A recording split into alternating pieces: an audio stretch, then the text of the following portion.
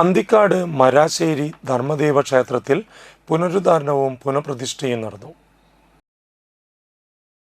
ഗണപതി ഹോമം, വിശേഷാൽ പൂജകൾ, ഭഗവതി സേവ, വിഷ്ണു സഹസ്രനാമജപം, സർപ്പപ്രതിഷ്ഠ, പാലുന്നൂറും, ആയുധ സമർപ്പണം, അന്നദാനം എന്നിവ നടന്നു.